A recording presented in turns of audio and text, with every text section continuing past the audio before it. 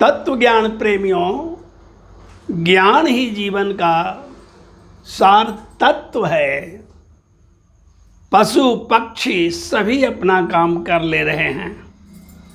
मनुष्य भी अगर वैसे ही अपना काम करता रहा तो पशु पक्षी और मनुष्य में कोई अंतर नहीं है। हित अनहित पशु पक्षी जाना, मानुष तन गुण ज्ञान निधाना। मनुष्य जीवन की सार्थकता तभी है जब इसमें भक्ति और ज्ञान के कमल खिले। भक्ति और ज्ञान के अभाव में मनुष्य में और पशु में कोई अंतर नहीं है। खाना का क्वालिटी डिफरेंट हो सकता है, सोने के लिए जगह का स्थान डिफरेंट हो सकता है, प्रजनन की प्रक्रिया सुखमय और दुखमय हो सकती है, लेकिन मनुष्य ज्ञान और भक्ति में के अभाव में बिना पूंछ का पशु है। इसलिए भक्तिहीन नर सोहि कैसे, तो लवन बिना बहु व्यंजन जैसे। मानव जीवन बहुत कीमती है। 84 लाख योनियों को पार करने के बाद हमें 4 लाख वर्ष तक मनुष्य योनि में ही रहना पड़ता है। यदि हमारा कर्म सही रहा तब जाकर के मुक्ति का मधु पीने को मिलता है। अतः इस जीवन के खाने पीने पहनने सोने से कोई मना नहीं करता है, लेकिन अगर भक्ति नहीं की, ज्ञान की प्राप्ति नहीं की, तो मर कर जाने के बाद वहाँ चित्रगुप्त का जो है चित्र खाली रहता है। क्योंकि अच्छा काम तो हमने कुछ किया ही नहीं, केवल टेढ़ी टेढ़ी लाइन चित्रगुप्त की डायरी में खींची रहती है, यानी पशुओं की तरह खाया पिया और कुकर्म किया। मनुष्यों, हमारा पुनर्जन्म हमारे कर्म के आधार पर होता है, जबकि पशु पक्षियों का धीरे धीरे थ्योरी ऑफ इवोल्यूशन के आधार पर बढ़ता है। अतः मनुष्य योनि बहुत ही सावधानी से जीने की जरूरत है। हमें ज्ञान की प्राप्ति के लिए सबसे सुंदर रास्ता है शिव के चरणों में रमना।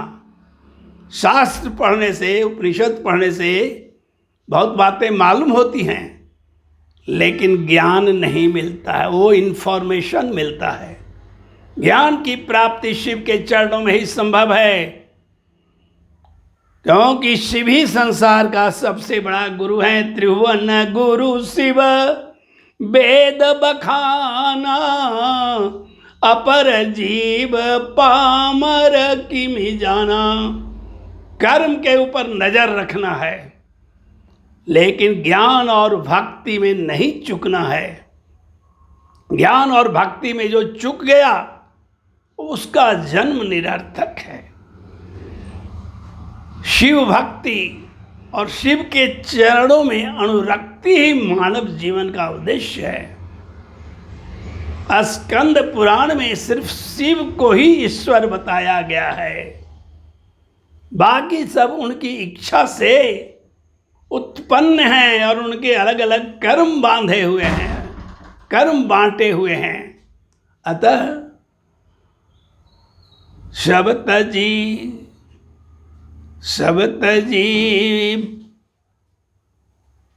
कर्म चरण में आए, ज्ञान पुष्प वही यहाँ पाए। शिव आनंद की मूर्ति है, यद्यपि कि उनके कंठ में ऐसा हलाहल है जैसा कोई बर्दाश्त नहीं कर सकता है। जीव जंतुओं से लेकर मनुष्यों का अस्तित्व शिव के कारण बना हुआ है। आज यदि शिव उस जहर को उगल दें तो कोई नहीं बचेगा। हमारे शिव जी ने सृष्टि के बचाने हेतु कंठ में जहर रखा है और उनका नाम पड़ गया है नीलकंठ। शिव ही विश्व का सबसे बड़े गुरु हैं। जो शिव के चरणों में चला गया, शिव उसका अंधेरा ऐसे ही दूर कर देते हैं, कहीं और जाने की जरूरत नहीं है। तुलसीदास ने कहा है, त्रिभुवन गुरु शिव वेद बखाना, अपर जीव पामर की भी जाना। परमेश्वर सभी के लिए उपलब्ध है। बेल के पेड़ों से कम 11 पत्ते और थोड़ा जल ही शिव को प्रसन्न करने के लिए काफी है। शिव अलौकिक हैं, इसलिए अलौकिक उनका भोग भी है, अलौकिक रहन सहन भी है। वे मनुष्य नहीं हैं, वे संपूर्ण सृष्टि का सरताज हैं, सम्राट हैं। वे कितना दुख सहते हैं हमारे लिए। अगर हम कृतज्ञ नहीं रहते हैं तो ये हमारी कमजोरी है। हमारे चलते उन्होंने गंगा को अपनी जटाओं में रखा है, हमारे चलते कंठ में हलाहल को रखा है, हमारे चलते वे अपने संपूर्ण शरीर पर भस्म लगाकर और संसार की निस्सारता का उपदेश देते हैं। यह संसार मृत्यु लोक है, जन्म लोक भी है और मृत्यु लोक भी है। और मर जाने के बाद कोई किसी को याद नहीं करता है। 10-12 दिन चर्चा चली, उसके बाद अनंत के सागर में विलीन हो गया, कोई फिर याद भी नहीं करेगा। इतना मतलबी है यह दुनिया। फिर भी हम माया के पीछे रात दिन तबाह हैं, पसीना पोंछ रहे हैं। क्यों? क्योंकि हमें ज्ञान का अभाव है। अज्ञान में जैसे पशु भी भोग के जीवन जी रहे हैं, वैसे मनुष्य भी भोग का जीवन जी रहा है। उसे मनुष्य कहने का अधिकार तभी है जब वह भक्ति के रास्ते पर चल देता है। भक्ति से बढ़कर इस संसार में कुछ नहीं है। ज्ञान की भी प्राप्ति भक्ति ही करा देती है। भक्ति स्वतंत्र सकल रस खानी, लेकिन बिनु भोला नहीं पावहि प्राणी। बाबा मेरे सर्वत्र हैं, जहां बुलाएंगे वहां वो आ जाते हैं। उनकी लीला अपरंपार है। एक बार की बात है, मैं चला आ रहा था और तूफान आ रही थी। मेरी स्कूटी ऊपर नीचे होने लगी, लेकिन मैंने उसे फिर भी एक जगह रखना चाहा, लेकिन वो नहीं रह रहा था। मेरे बाबा ने आकर उसमें चाबी लगा दी, स्कूटी आगे पीछे होना बंद हो गया। और देखता हूँ क्या कि 10 डेग पर बांस का एक विशाल बंडल गिरता है छत पर से। यदि मेरी स्कूटी चलती रहती तो मैं भी जाता इस दुनिया से, और स्कूटी का तो नामो निशान भी नहीं रहता। लेकिन जैसे ही ये बांस का बंडल गिरा, प्रभु ने आकर के मेरी स्कूटी को फिर स्टार्ट कर दिया। उस दिन मुझे पता चला कि मैं नहीं भी बुलाता हूँ तो प्रभु अपने दास के पास पहुंच जाते हैं। प्रभु को सब पता है हमारे बारे में। पिछले जन्म के कर्म के अनुसार यदि हमें रोग ग्रस्त करता है तो रोग तो रहता है, लेकिन रोग अनुभव नहीं होने देते हैं बाबा, क्योंकि रोग कर्म के कारण हो रहा है। कर्म का सिद्धांत अटल है। यदि हम अपने कर्म को सधा लें तो भविष्य के लिए अच्छा है, नहीं तो आगे और सूद मूल सहित चुकाना पड़ता है। कृष्ण ने एक ही जन्म में बाली के मारने का ऋण चुका दिया।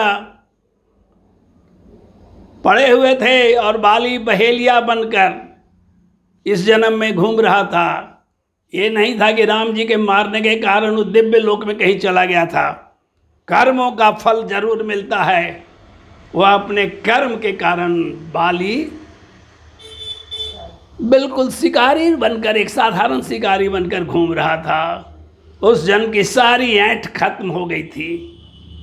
लेकिन कृष्ण राम ने मारा था, अब कृष्ण रूप में वो आए हुए थे, तो उसने हिरण की आंखें समझकर पैर में शंख को जो देखा, अपना तीर चला दिया और कृष्ण भगवान मरने लगे। बहेलिया ने कहा कि प्रभु निकाल देता हूँ और कोशिश करता हूँ कि सही हो जाए आपका पैर, लेकिन कृष्ण ने कहा नहीं, पिछले जन्म में मैंने भी तीर चलाया था और तुम बाली थे और तुम्हारे मरने का कारण मैं बना था। तुमने उस समय कहा था मैं बैरी सुग्रीव प्यारा, कारण कवन नाथ मोहि मारा। उस कर्म का मेरे को फल मिल रहा है, मैं अब दुनिया से जा रहा हूँ। मित्रों, भगवान को भी कर्म का फल चुकाना पड़ता है। हम और आप किस खेत की मूली हैं? राम को नारद के श्राप से जंगल जंगल भटकना पड़ा बांदरों के साथ, और जैसे नारद को औरत के लिए तड़पाया था, वैसे ही श्री राम जी भी सीता के लिए तड़पने लगे। जंगल जंगल इतना बिहवल हो गए थे कि पूछ रहे थे पशु पक्षियों और पेड़ों से, हे खग मृग, हे मधुकर श्रेणी, तुम देखे सीता मृग नैनी। मित्रों, हमें कर्म का फल भोगना पड़ेगा। हम जो मांस मछली खा रहे हैं, हमें किसी के जीवन लेने का अधिकार नहीं है। इसलिए मरने के बाद सूक्ष्म मछली सूक्ष्म लोक में जाकर के हमारी प्रतीक्षा करता है कि जैसे ही आएगा इसके सूक्ष्म शरीर को बेध दूंगा, इतना पीड़ा दूंगा कि यह अकबका जाएगा। खसी वहाँ भी अपने सिंह के साथ सूक्ष्म रूप में वर्तमान रहते हैं और अपने सिंह से इतना चोट करते हैं कि सूक्ष्म शरीरधारी व्याकुल हो जाता है। मित्रों, ये सही बात कह रहा हूँ, ये कोई मजाक की बात नहीं कह रहा हूँ। हमें नहीं है किसी के जीवन लेने का। अगर हम किसी को जीवन दे नहीं सकते हैं तो जीवन ले नहीं सकते हैं। इसे ही अहिंसा कहते हैं। अहिंसा परमो धर्म। अहिंसा का पालन करने पर ही शिव प्रसन्न होते हैं। शिव तभी प्रसन्न होते हैं जब हम जीवों से प्यार करते हैं, प्रेम करते हैं। प्रेम ही असार संसार का सार तत्व है। जिसने जीवों से प्रेम नहीं किया उसका जीवन किसी काम का नहीं। अतः ज्ञान और भक्ति की प्राप्ति के लिए हमें हिंसा से भी बचना होगा। तब और केवल तभी हम ज्ञान के मार्ग पर अग्रसर हो सकते हैं। अतः मानव जीवन का क्षण क्षण हमारे लिए बहुत कीमती है और हम इस कीमती जीवन को प्रभु के प्रेम में लगाएं और प्रभु के रचे हुए जीव जंतुओं को कभी कोई नुकसान नहीं पहुंचाए। लोग कहते हैं कि उनकी संख्या बढ़ जाएगी, सब जगह बकरे चरते रहेंगे। अरे भाई, इसका फिक्र क्या है? तुम्हारी संख्या क्या कम हो गई है? इतने मनुष्य हो गया है कि धरती पर रहने के लिए जगह खोजना मुश्किल हो रहा है। तो क्या सभी मनुष्यों को मार दिया जाए? उसी तरह हमें कि खस्सियों को मार देने का कोई अधिकार नहीं। मछलियों को जल में तैरते हुए देखता हूँ तो ऐसा सौंदर्य बोध होता है, दिल खुश हो जाता है। लेकिन जब कोई उसे कठोर दिल वाला तेल गर्म करके उसमें डाल देता है, उसकी आंखें फूट जाती हैं और उस समय मुझे लगता है इससे शिव रूठ गए हैं। शिव के बिना जीव सब है। इसलिए सब तजी भजन करिए दिन राती, हृदय जलाई शिव प्रेम की बाती। सोई गुणज्ञ सोई बड़ भागी, जो प्रभु शिव चरण अनुरागी। शिव समान शिव ही हैं केवल, यह मेरा विश्वास। जन्म जन्म में बना रहूं शिव चरणों का दास। बोलिए प्रेम से शंकर भगवान की जय। हर हर महादेव।